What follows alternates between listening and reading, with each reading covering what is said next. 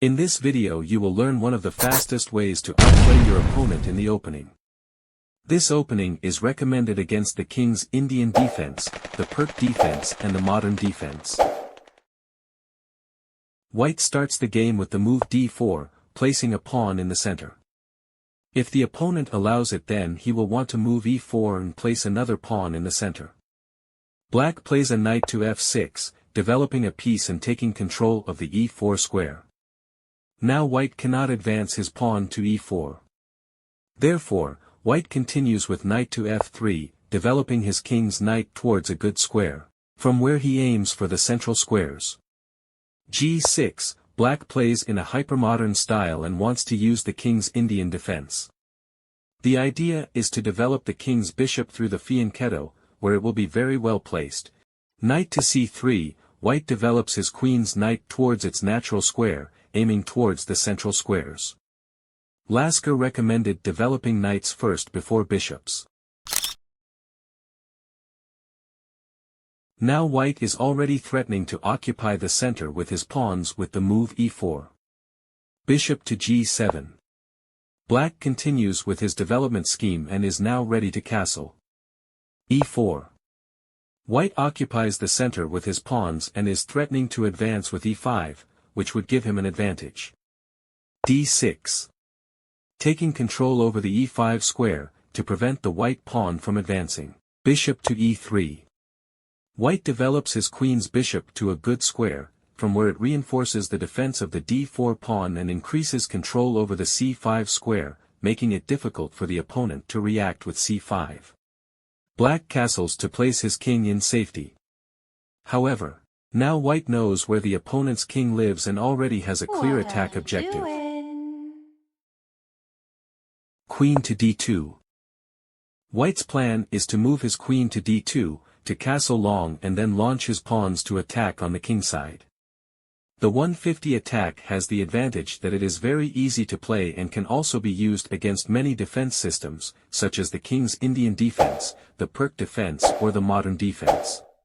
White prepares to castle on the long side and prepares to invade with his bishop on the h6 square, to eliminate the fianchetto's bishop, which is the best defender of the opponent's castling. What happens if black tries to eliminate the bishop on e3 with the knight move to g4? There is no danger. White can move his bishop to g5. h6, black insists on his attack against the bishop. Bishop to h4. g5. Black continues attacking the enemy bishop. However, black is advancing his kingside pawns and does not realize that his castling is weakening. Bishop to g3. Black's castling has been greatly weakened and white will be able to easily attack it with the h4 break, to destroy the defenses of the opponent's king. e5. Black tries to react in the center, to try to create counterplay. h4. White takes advantage of the breaking point on g5 and wants to open the h-file to attack the opponent's king. Black eliminates an opponent's central pawn and with this move increases the action of his g7 bishop. Knight to c6. Developing the queen's knight and threatening to capture the d4 knight. Knight retreats to f3. White wants to avoid piece changes to continue his attack. Capablanca said that you have to attack with the maximum number of pieces.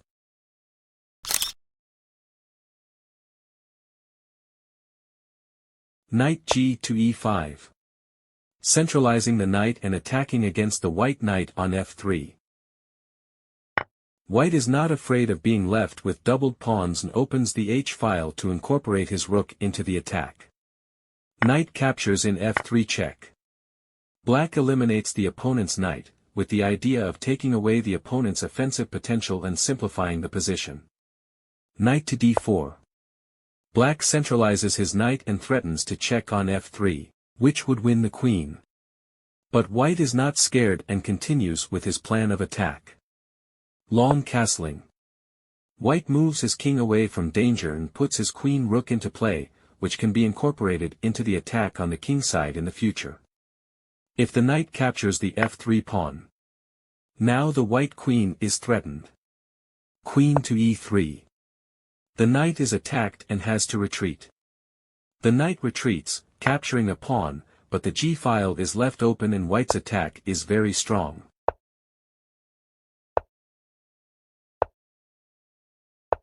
The white rook occupies the g-file, which is an open file, and points directly at the enemy king. White has a decisive attack and the black king will not resist many more moves. Queen to e3.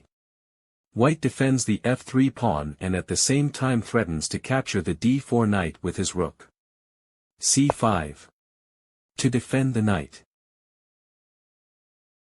Rook to h5. Threatening to capture the g5 pawn. At the same time, white prepares to double the rooks on the h-file.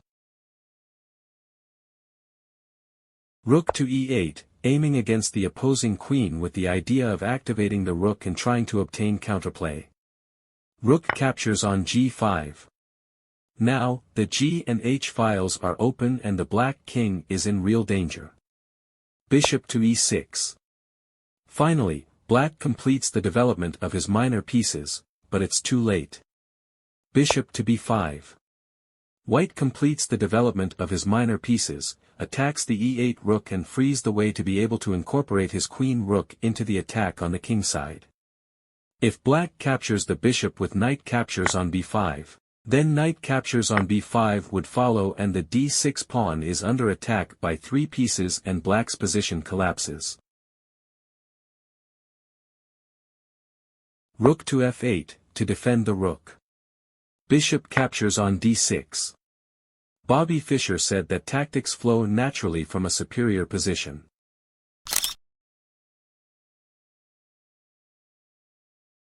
If the black queen captures the bishop with queen captures on d6, white can continue with the sacrifice festival.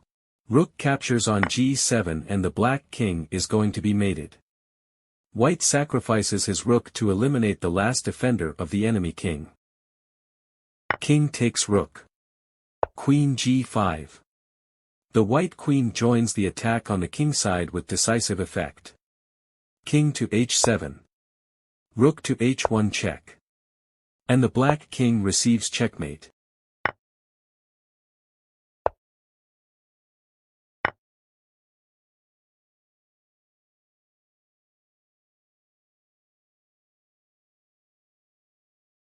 f6. Trying to expel the opponent's rook. But, rook takes g7, sacrificing the rook and eliminating the best defender of the enemy king. King takes g7. Rook g1 check, incorporating the rook into the attack. King to f7. Queen to h6 and white wins easily. Black resigns.